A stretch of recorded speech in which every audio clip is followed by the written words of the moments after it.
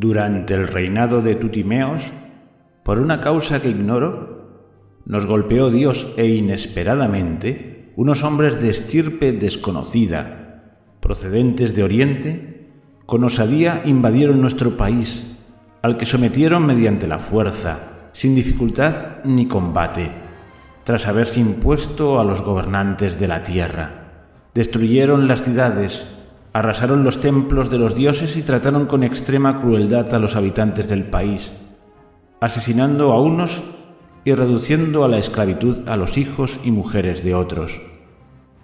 Su raza era denominada Ixos, que significa reyes pastores, ya que Ik en lengua sagrada significa reyes y Sos, en lenguaje vulgar, es pastor o pastores.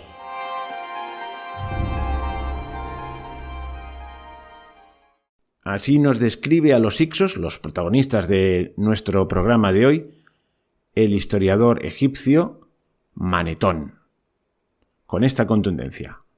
Los describe como una especie de plaga divina, porque dice que es como una especie de castigo de Dios, por no se sabe qué falta, que aparece de pronto y lo arrasa todo con crueldad y lo destruye todo. Algo que viene de nuevo y de golpe. Y al final también hace una etimología del nombre Ixos. Bueno, vamos a enmendarle la plana a Manetón. Tiene cosas que son ciertas y nos da pistas, pero no acierta del todo. Dices, hombre, ¿cómo le vas a enmendar la plana a un historiador egipcio cuando habla de Egipto si estaba más cerca? Bueno, un momento. Ya os he dicho que la historia egipcia es muy larga y puntualizo que yo no le enmiendo la plana, se la enmiendan los historiadores de fuste. Yo simplemente soy un divulgador. Digo, Manetón, siglo III a.C. La historia de Egipto es muy larga, dura del Egipto de los faraones y tal, dura 4.000 años. Bueno, pues los Ixos tienen su apogeo en el siglo XVIII a.C., es decir, entre Manetón y los hechos que están narrando han pasado 15 siglos, 1500 años. Así que, si las técnicas historiográficas no estaban muy desarrolladas en la época, pues, bueno, pasaban cosas como esta.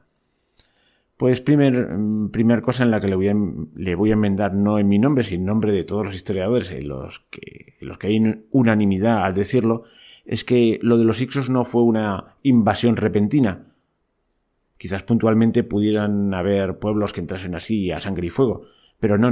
Nos hablan más bien de un paulatino asentamiento de pueblos de Asia, básicamente de Siria y la zona de Canaán, es decir, Líbano y Palestina, pues en la zona del delta, que en un momento dado se dan cuenta de su propia importancia demográfica y de que al fin y al cabo los faraones egipcios están en horas bajas y deciden acceder al poder.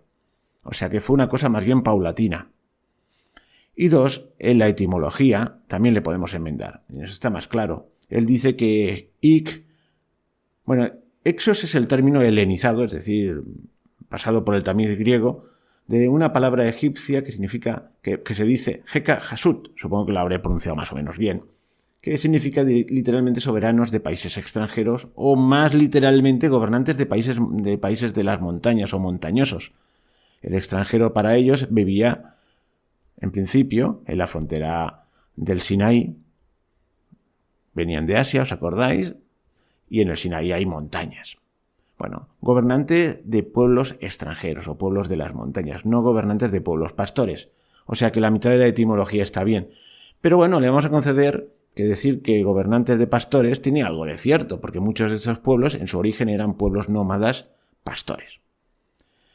Bueno, pues toda esta historia que vamos a contar de los Ixos va a tener este tenor. Muchas pistas que nos llevan a veces a callejones sin salida o no muy claros, vueltas hacia atrás, porque a este periodo de la historia, el de los faraones Ixos, lo envuelve un poco el halo del misterio.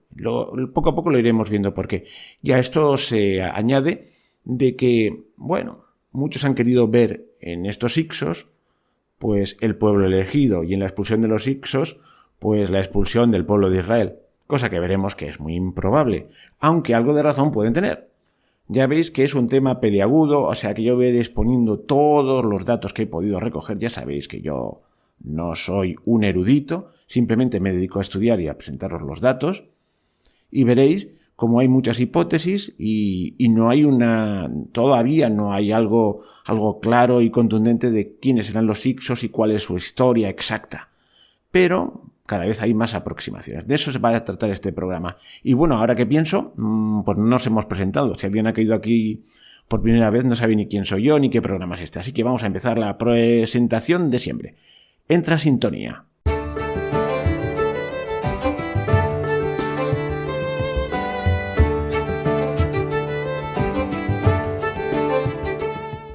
Bienvenidos a Primum Gradus, tu podcast de historia y humanidades en general. Os habla Ricardo Silvestre. Os recuerdo que el Twitter específico del programa es @primumgradus. Estamos en iVoox, los audios, y estamos en YouTube, los vídeos. Que esto es una edición, un programa anfibio, tanto para audio como para vídeo. Es el mismo exactamente, solo que aquí en vídeo, en YouTube, pues le pongo más figuritas y en audio pues solo se oye mi voz. ¿Qué más cosas? Sí, podéis comunicaros con el programa a través pues del correo electrónico primumgradus@gmail.com, de los comentarios de YouTube o de iVoox, y un sitio que me hace a mí especial ilusión porque podéis poner vuestra voz es a través de mensajes de voz en WhatsApp. Os voy a dar el número de teléfono del WhatsApp, solo mensajes de voz y en WhatsApp, no cojo el teléfono, evidentemente. Y es más 34 delante, si sois de fuera de España, 644-190223. Repito, más 34, 64, 41, 90, 223. Lo he dicho de dos maneras el número para ver si se queda. Digo porque si ahí dejáis vuestras sugerencias, vuestras críticas o lo que sea, pues lo puedo usar en un programa para que se oiga la voz del oyente, cosa que me hace mucha ilusión, porque esto es crear comunidad.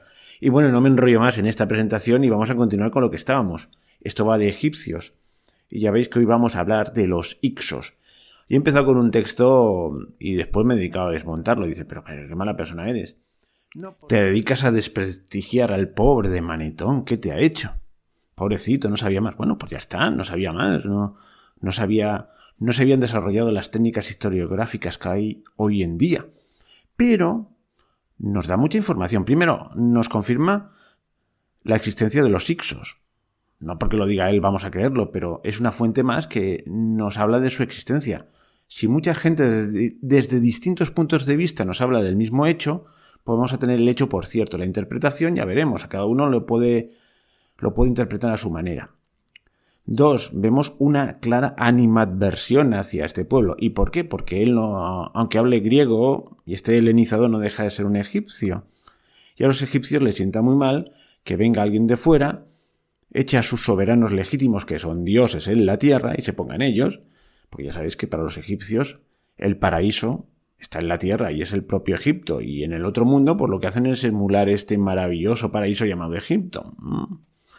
Por lo tanto, les fastidia bastante que llegue alguien de fuera y les usurpe el trono real y se hagan ellos mismos faraones. Porque los Ixos se hicieron faraones y dominaron el delta. Egipto en aquella época estaba dividido. La vieja división entre el Alto y el Bajo Egipto. Y permitidme un paréntesis, ya que esta serie va para largo, prefiero pararme y explicar determinadas cosas porque nos lo estamos tomando con calma. Y así entenderemos muy bien cómo van las periodificaciones de la historia de Egipto. A lo mejor algunos ya lo habéis captado, pero a veces hace falta hacerlo evidente. Pues por un momento nos vamos al primer capítulo de esta serie que estoy haciendo sobre Egipto. ¿Y os acordáis? El periodo predinástico. ¿Qué hay en el periodo predinástico? Un territorio dividido. Ciudades-estado, cada uno con más o menos poder, que domina una zona del territorio, de los márgenes del río Nilo o del delta, etcétera, etcétera. Bueno, la cuestión es que estas ciudades, pues, se van unificando, supongo que por guerras, por conquista, por lo que sea, hasta que al final queda la gran división primordial de Egipto. El Bajo Egipto, es decir, la zona del delta y un poquito más al sur, y el Alto Egipto, el curso del río Nilo hasta las montañas de Nubia. dicho así, un poco más hasta las cataratas y todo esto. Bueno, en el periodo en que se unifican empieza el primer imperio. ¿Os dais cuenta? Momento de división, momento de imperio, cuando está todo unido. Luego, en algún momento, ese primer imperio, ese imperio antiguo, se disuelve. Hay un periodo intermedio, viene el imperio medio. Bueno, con sus más y sus menos que hemos visto. El imperio medio se divide en dos porque hay una fase en que se vuelven a dividir, pero se vuelven a unir. Y en la última fase del imperio medio se disuelve en este periodo de los reyes Hicsos. Estos reyes Hicsos dominan en el Bajo Egipto, la zona del delta. Más o menos, por esa zona, es zona de los reyes Hicsos. Y la zona del Alto Egipto, pues es la zona de unos, vamos a llamarle faraones, egipcios, auténticamente egipcios, que dominan, pues, por ciudades, básicamente Tebas, y que, a su vez, son, en el momento de máximo esplendor de los Hicsos, vasallos de estos extranjeros. Doble humillación para los egipcios auténticos, para esta especie de protonacionalismo egipcio. Así entendemos la periodificación. Imperio, división, Y bueno, pues ahora ya podemos continuar después de este paréntesis. ¿Cómo sabemos de la existencia de estas poblaciones de inmigrantes que se asentaron en el delta? Que hemos dicho al principio, que no fue una invasión repentina, sino eran gente que ya estaban asentadas y que en un momento dado fueron conscientes de su poder, quizás con alguna ayudita externa, y bueno, pues pretendieron mandar ellos. Bueno, esto empezó ya con la 13ª dinastía, ya empezó a hacerse claro el asentamiento de estas gentes en la zona del delta. Y hay evidencias arqueológicas. Vamos con las evidencias arqueológicas. Pues la concentración de formas habitacionales, es decir, de casas, no sé por qué me ha salido ese término tan raro, extraordinariamente parecidas, calcaditas de las de Canaán, de las zonas montañosas de Palestina, con una arquitectura muy peculiar de un patio central y doble piso en la parte de abajo para los animales, la parte de arriba para habitarlo, etcétera, etcétera. Otra cosa importante, los enterramientos están dentro de la ciudad, cosa que a un egipcio jamás se le ocurriría. Sabéis que los egipcios eran muy amigos de las necrópolis. Una serie de evidencias que hacen ver que aquellas gentes no eran egipcios, sino gente asentada de fuera. Y no hay que ver nada violento, eran gente, pues, bienvenida en principio. Y esto nos recuerda, pues, cómo no, pues al relato de la Biblia. Cuando José trae a toda la parentela y dice, venga, venid a vivir que el faraón nos acoge y tal. Bueno, no tenían por qué estar mal vistos. Pero yo os digo, las fuentes literarias, como la de Manetón, pues hay que escucharlas porque nos dan información, pero también hay que cogerlas con pinzas, porque casi todas tienen un determinado sesgo. Y hay que ver lo que nos puede servir y también cuidado con los falsos amigos o con las trampas que puede tener ahí dentro. Pero ya veis que el relato es perfectamente verosímil. La migración de gente de Canaán, de Siria, hacia la zona del delta. Manetón habla de reyes pastores. Bueno, pues muchos de estos pueblos no tenían que ser todos venir de Palestina, podían ser beduinos también, que eran pastores. Quizás lo que estaba transcribiendo Manetón era lo que había quedado en las mentes de la gente, los reyes pastores. De los pastores, eran unos pastores, unos tíos que viven por ahí tirados en vez de ser civilizados, etcétera, etcétera, etcétera. Hay que ver la visión que tenían los egipcios de todos los extranjeros, es que eran unos bárbaros. Bueno, y eso, pues, los pastores, los que no saben vivir, los que viven en ciudades amuralladas. Generalmente los egipcios no amurallaban sus ciudades. ¿Por qué? Porque la propia protección de Egipto era su singular geografía. Estaban rodeados por desierto, lo cual ya es disuasorio para llegar a ellos.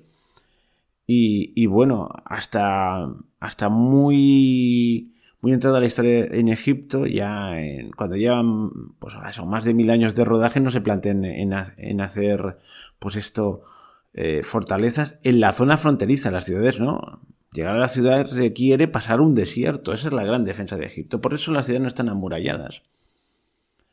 Bueno, ciudades amuralladas, casas con patio interior, todas estas cosas nos remontan a la gente extranjera, porque en Avaris crearon su capital, una capital convenientemente amurallada. Avaris, una ciudad en el delta, acabó siendo la capital de estos reyes extranjeros, que no solo parece ser que tenían multitud de orígenes. Y acordaos que el nombre de Ixos nos remite a reyes, no a pueblos. ¿Vale? Vamos situando un poquito el asunto. Y entonces, ¿en la religión qué pasa? Bueno, no hay que decir que si ellos adoptan el título de faraones en algún momento, pues por pura lógica, teniendo en cuenta que son dioses en la tierra, pues tienen que adoptar también la religión egipcia, y lo hacen. Digamos que pretenden ser egipcios, pero claro, los auténticos nunca los aceptarán. Y para ello adaptan por el panteón egipcio, pero hacen una especie de sincretismo con su dios original, que en muchos casos es Baal. Hay una especie de sincretismo curioso entre Baal y Amón. Bueno, nos vamos situando ya un poquito en cómo podría ser la sociedad aquella, una sociedad superpuesta a la original. Ellos conservaban sus costumbres, pero en cierto modo se habían egiptizado, pero no del todo, no acaban de ser egipcios del todo. Y en principio pues serían, pues eso, pastores, agricultores, mano de obra, pero poco a poco algunos de ellos sí que podían ser consejeros y adquirir un cierto poder. Y aquí también cabe también la figura esta de José, el consejero del faraón y todas estas cosas, ¿verdad? Bueno, es plausible. Pero sobre todo también fueron muchos asesores militares, porque traían las innovaciones militares del Oriente. ¿Cuáles eran esas innovaciones? Pues nuevo tipo de armas. Y el carro. El carro aparece también en la narración de la Biblia. El faraón persigue con sus carros al pueblo elegido hasta el desierto y tal.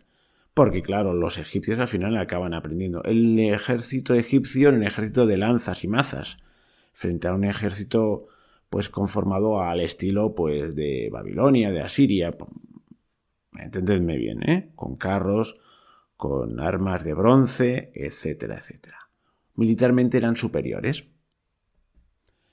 Bueno, ya hemos presentado un poquito a los Ixos, lo poco que sabemos de ello. Ahora vamos a la parte más ardua y hablaremos de dinastías y todo esto, ¿vale? Después de esta larguísima presentación, vamos a la parte más de historiadura.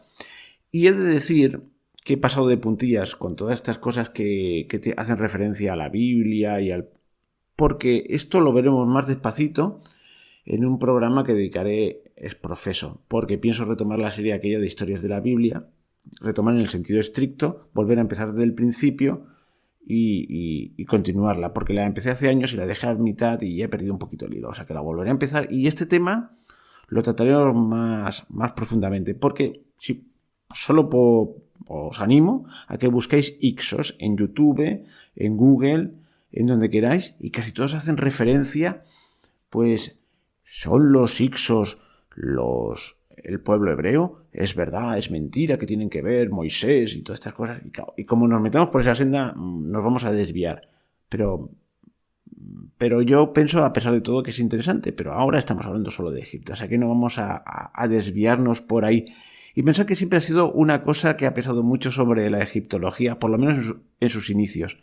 Otra vez hago un paréntesis y nos volvemos al principio. En algún momento, me parece que cuando hablé de la piedra de Rosetta, hablé de los primeros egiptólogos modernos, y cómo algunos iban con el afán de encontrar ahí historias pues, que desvelasen los secretos de la Biblia o que confirmasen las historias bíblicas. Y algunos incluso vieron en las pirámides, mira, ahí están los graneros que construyó José para la época de las vacas gordas y las vacas flacas. Bueno, eso es un falso amigo, no lleva a ninguna parte. Bueno, y aquí gente está empeñada pues eso, en ver a Moisés por todas partes, y en ver a José, y en ver a todas estas cosas, pero no. Últimamente he podido leer en un sitio que se ha encontrado un escarabeo con una inscripción de nombres de la época Ixa en el que aparece el nombre Jacob, nombre claramente hebreo y tal. No, solo lo encontré en un sitio, no lo he podido confirmar. Yo os digo que esta investigación de este periodo está en plena ebullición. Bueno, lo que querría decir es que se llamaba Alien Jacob, que era un nombre de Palestina y cuadra perfectamente con todo lo dicho hasta ahora. Bueno, vamos con la historia dura. Vamos a hablar de dinastías y de batallitas y de la transición al Imperio Nuevo.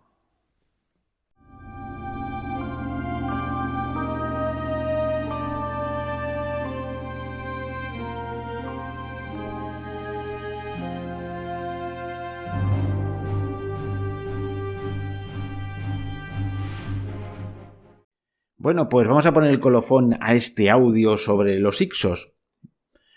Bueno, hago una anotación, sobre todo, más que nada para los que me estáis viendo en YouTube, os extrañaréis que he cambiado la indumentaria, ¿verdad? Antes iba con la primera parte de este programa, iba con una camisa más bien clara y ahora voy con una especie de polo rojo.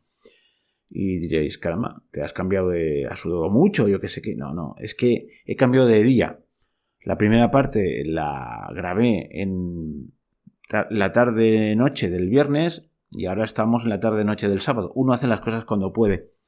Y me he dado tiempo para pensar lo que iba a decir. Y he cambiado un poquito de planes. Os dije que os iba a contar más de dinastías, de fechas, de batallitas y lo voy a limitar todo eso. Porque me he dado cuenta que si no os vais a llevar un tal lío mental. Estas son cosas para ampliarlas uno en casita con un libro delante, porque si empiezo a dar nombres os vais a liar y no va a servir para nada. Es experiencia que yo tengo. Tengo el material ahí, lo podía leer, podía ir continuamente mirando las notas y acabaréis no enterándoos de nada. Os lo voy a resumir al máximo para que entendáis la esencia del asunto. Muy sencillo. 15ª y 16ª dinastías son dinastías Hicsos, están en la zona del delta, ¿vale? 17ª dinastía, coetánea de la 16ª, es una dinastía de faraones genuinamente egipcios, ¿vale? No voy a dar muchas fechas, simplemente os voy a dar 2 fechas y 2 nombres. Bueno, entre medio me dejo a Salitis y a su hijo Yayub-Baal, pero tengo un momento en que el hijo de Salitis se llame Yayub-Baal, porque Baal es una divinidad egipcia. Ya veis que estas dinastías, a pesar de ser extranjeras, no abandonaron del todo sus dioses. Y hago además una rectificación de la primera parte que dije que hubo un sincretismo entre Baal y Amón. No, es entre Baal y Set. Sincretismo es cuando en cierto modo se fusionan 2 divinidades. Es muy típico en las religiones politeístas. Cuando un pueblo llega o conquista a otro, pues busca un dios semejante al suyo con los mismos atributos. Si es el dios del rayo, pues busca el correspondiente y los fusiona en un solo culto. Bueno, pues os decía, los 2 nombres. 1650 a.C. se entiende Nubkane, que es el faraón Hicso de el primer faraón Hicso de la 16ª dinastía, 1650. 1652, prácticamente contemporáneo, Rahotep, 17 dinastía en Tebas, para que nos situarlo en el tiempo. Y luego más precisiones, para acabar de puntualizarlo, dijimos que la base social en la que se apoyaban los Hicsos eran los inmigrantes, sobre todo de Siria a Palestina, aunque también podían haber aportes mitáneos de Asia Menor. Bueno, en el último momento, prácticamente cuando ya realmente se alzan con el poder en el delta, parece ser, es muy probable, es casi seguro, una élite militar de exiliados de las guerras de Oriente Medio, que es lo que les da la fuerza para imponerse a los egipcios, que estaban un poco descontrolados. Entonces dicen, hombre, ¿para qué vamos a servirles si nosotros podemos servirnos de ellos? Una especie de casta militar que se pone al frente. Guerreros que traen sus técnicas y sobre todo el carro de combate. El carro con ruedas, tirado por caballos, es el arma definitiva, es el arma total de la época. Y más armas, escudos, lo que queráis. El arco compuesto, típico del Próximo Oriente, pues también viene con ellos. El ejército egipcio era bastante más atrasado. Pero esta casta militar venía de zonas que estaban en continuas guerras y había evolucionado más el arte militar. Hay quien dice que es la irrupción por fin de la rueda en Egipto, que antes no había rueda. A otros lo matizan y dicen sí que había rueda. Bueno, vamos a dejarlo en un punto intermedio. Es la aparición estelar de la rueda en Egipto, ¿vale? O sea, militarmente, en principio eran superiores los hicsos. Luego ya los egipcios van aprendiendo. Del enemigo también se aprende. Y lo que hacen es limitarse a la zona del delta, pero en un momento dado se vienen arriba y conquistan Tebas. Pero la abandonan porque son incapaces de mantener... No tienen la capacidad propia de los egipcios de mantener el orden ni su capacidad administrativa, de tal manera que Tebas queda un poco a su libre entender y gobierno, y ahí aparece una dinastía de faraones egipcios. Pero atención, hay un momento en el que un rey Ixo, el rey Apophis, decide que ya es hora de acabar con las veleidades de los tebanos. Teóricamente, el soberano de Tebas pues es vasallo suyo, pero van un poco a su aire y no le hacen caso. Así que vamos a dar el golpe definitivo y nos vamos a quedar con Tebas y vamos a ser dueños de todo. Y envía, pues, una carta por medio de un mensajero en el que le dice que los hipopótamos que tiene en el río, en la orilla de Tebas, en una laguna que tiene hipopótamos, por lo visto, braman mucho y se oyen en Avaris. Entre Tebas y Avaris hay unos cuantos kilómetros. Es imposible que por mucho que gritasen los hipopótamos, por muchos bramidos que hiciesen, los oyesen. Y le dice, ya puedes estar desecando la laguna y cargándote a los hipopótamos porque me molestan. Y esto se lo envía al rey de Tebas, el rey Sekenenre. Sekenenre despide al mensajero y dile a tu señor pues que eso, voy a desecar la laguna y me voy a cargar a los hipopótamos. En principio todo bien, ¿verdad? Pero no lo que hace, si una vez se va, como ve que eso no es más que una excusa y que la guerra es inevitable, pues es que esto es un absurdo. Es un casus belli de lo más absurdo que podéis pensar, ¿no? Que los hipopótamos no me dejan dormir. Bueno, pues reúne a los nobles y a los militares y dice, bueno, habrá que hacer algo. Nos podemos rendir o yo qué sé, pero y ser esclavos o vender cara nuestra libertad. Y optan por lo segundo. Dice, bueno, seguramente nos van a derrotar, pero vamos a ello, vamos a la batalla. Y fueron a la batalla. Y perdieron como estaba previsto, pero no fue una batalla, fueron 2 encuentros. Realmente vendieron cara a su libertad. Y ninguna de las dos fue una victoria definitiva para Apophis. No se lo esperaba esto. Los egipcios parece que tenían la lección bien aprendida.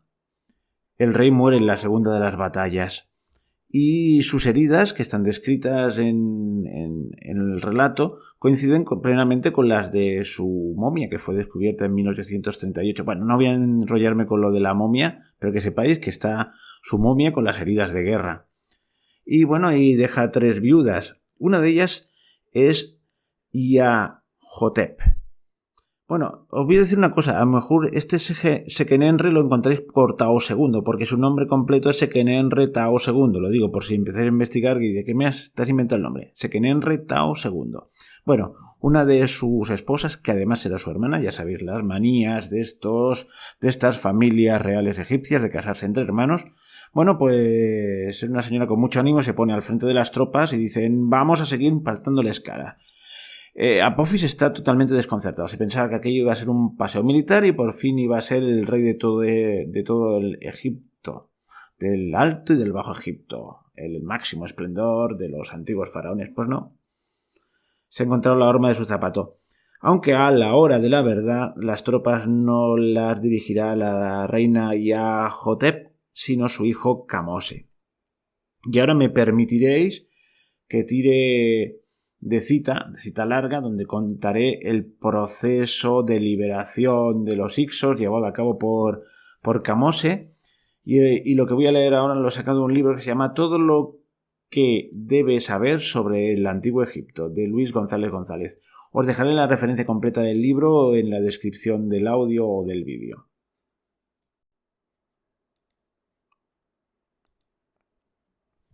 Bueno, el texto dice así: a pesar de ella, se coloca al frente de la situación. Volvemos a empezar. El texto dice así: será su hijo, el hijo de Yahotep, Kamose, el que tome el control del conflicto, el que ha nacido de la potencia. Ese es el atributo que recibe Kamose. Debemos entender que Kamose efectúa alguna incursión en territorio enemigo, sin duda con resultados positivos. Él mismo nos cuenta: bajé el río para que los asiáticos siguieran a Amón, el justo de consejos, con mis soldados a mi lado como una llama de fuego. Otro relato del propio Kamose se hace como poco escalofriante. Se trata de un asedio contra el príncipe Teti. Pasaba la noche en mi barco y mi corazón estaba feliz. Maat me aconsejaba, y cuando la tierra se iluminó me abalancé sobre él como un halcón. Este ataque en concreto se inició al amanecer, y cuando el sol se hallaba en su cenit, todo había concluido. De esta batalla, Kamose hizo muchos prisioneros, los cuales se unieron al ejército de liberación a cambio de salvar sus vidas. En algún momento entre estos años que estamos viviendo, el rey Apophis ve que su situación no es tan favorable como él creía. Así pues, decide pasar a la acción. Su idea es proponer una coalición al vecino país de Kush y tentar a su rey con un reparto de beneficios cuando la masacre se haya consumado. Desde Avaris parte un mensajero que evitará los caminos principales, intentando adentrarse en las vías secundarias. Sin embargo, estos son precisamente los caminos que los tebanos intentan defender, y una avanzadilla de reconocimiento de Kamose detecta y apresa a ese desdichado correo express. Ante estos hechos, el nuevo faraón está desconcertado, pues Tebas se halla ahora entre dos fuegos, y sobre todo, una pregunta retumba en su mente: ¿es este el único correo que Apophis ha enviado? Ya no existe más que una salida: el ataque inminente. La fiereza que demuestra el faraón de Tebas es descomunal a medida que avanza hacia el norte, rumbo al delta del Nilo. Una tras otras, las marcas de los Hicsos van cayendo y las ciudades son asoladas. La sangre cubre las plazas de los pueblos y los cadáveres se agolpan en las orillas del río. Yahotep, por seguridad, se ocupa de la protección del sur y los nubios no podrán entrar por esa vía. No obstante, Apophis no sabe todavía que sus refuerzos de la tierra de Kush no llegarán jamás para ayudarlo en esta guerra que libran Hicsos y egipcios. La suerte de ambos reyes está echada. Finalmente, el temido día ha llegado para el Hicso, y desde su fortaleza de Avaris ya pueden verse las velas de los navíos egipcios que se aproximan a la ciudad. La temible flota de Kamose ha llegado. Los buques egipcios destrozan y hunden a las naves enemigas que apenas pueden oponer resistencia ante semejante avalancha bélica. Cuando Kamose se ha deshecho de la barrera de buques Hicsos, desembarca para consumar la ansiada victoria. Pero los dioses de Egipto habían decidido otra cosa. Los hechos nos hacen sospechar que el rey fue herido en la contienda y se vio obligado a cortar su avance. Sus heridas debieron ser serias, ya que, poco después de este momento, su nombre desaparece de los anales reales. No cuesta imaginarnos la escena de una reina asolada, medio derrotada. Su esposo y su primogénito han muerto a manos de unos extranjeros que mantienen a su amado Egipto bajo un yugo de opresión. Mira hacia su hijo de 10 años y se pregunta si tendrá fuerzas para seguir adelante. La respuesta a este enigma no se hace esperar, y de inmediato vuelve a asumir las 2 coronas sobre su frente. Ella será la que extermine a sus enemigos, será el Horus de oro sobre la tierra, sin permitir que el enemigo se regocije siquiera por aquella momentánea victoria. Hace valer su hegemonía en las ciudades conquistadas, al tiempo que descubre y elimina a los simpatizantes y espías que los Hicsos tenían en ellas. Desconocemos en qué momento Amose asume el rol de general de su ejército, pero por otros episodios posteriores es muy posible que a los 12 o 13 años, Amose se entiende que es el hijo de la reina, fuese declarado ya en su mayoría de edad para ello. En estos momentos esenciales, la reina de Tebas, auténtico jefe militar, va enseñando a su hijo las labores de comandante. Es ella la que pone fin a una revuelta en el sur, exterminando sin dudar a una coalición de partidarios de los Hicsos. Estos actos no solo favorecen al jovencísimo Ahmose, sino que reconforta a las tropas. Ahmose toma a su ejército y se planta ante la ciudad de Avaris, donde, oculto en la sombra, se encuentra un Apophis desconcertado. Los avatares de esta etapa final, con la consecuente expulsión de los Hicsos del territorio egipcio, nos han sido regalados por un valiente soldado que luchó codo con codo al lado de su soberano. Se trata de Ahmosis, el hijo de Abana. Gracias a su autobiografía, conocemos de primera mano las gestas de Seqenen-Retao y de su hijo Kamose. Cabe suponer que como este personaje habría muchos otros alrededor del rey y que, solo por su bravura y por su coraje, Ahmosis sobresalió por encima de sus compañeros de filas. Nacido en la ciudad de Negen, fue ganándose la confianza de su señor gracias a las anteriores incursiones que había realizado. Ahmosis y Ahmose, el rey, podría decirse que lucharon codo con codo, conquistando una ciudad tras otra.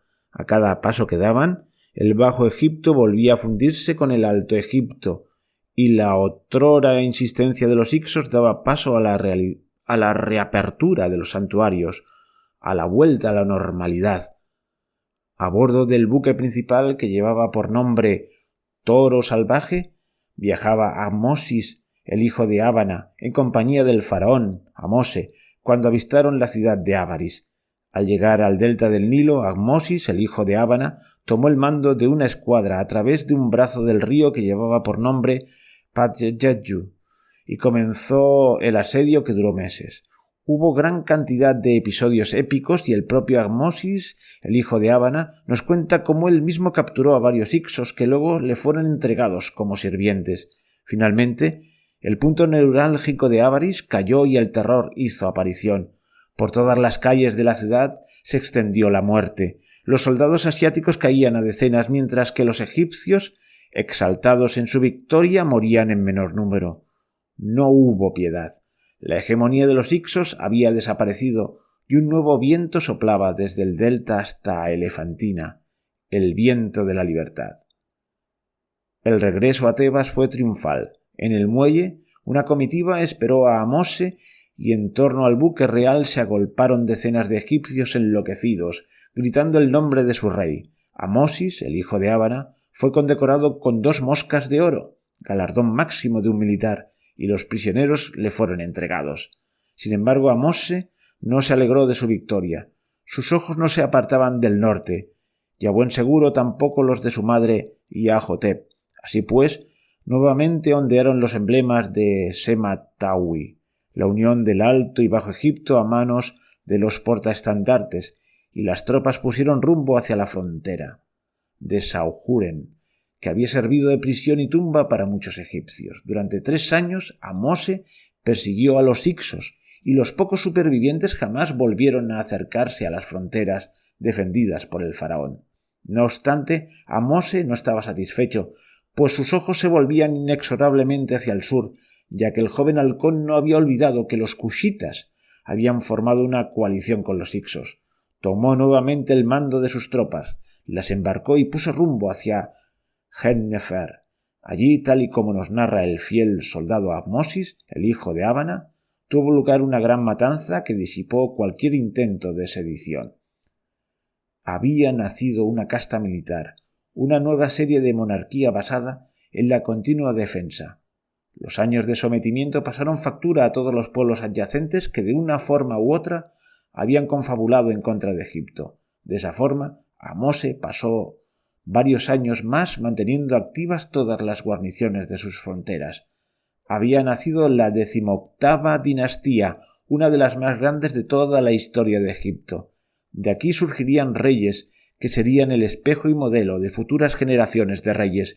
Egipto conocerá un periodo de riqueza sin igual y expandiría sus fronteras hasta límites insospechados. Egipto sería, durante cientos de años, la mayor potencia de su época y engendraría tradiciones que con el paso de las centurias heredaría el mundo moderno. Nada se movería bajo la tierra sin que el faraón de Egipto lo supiera.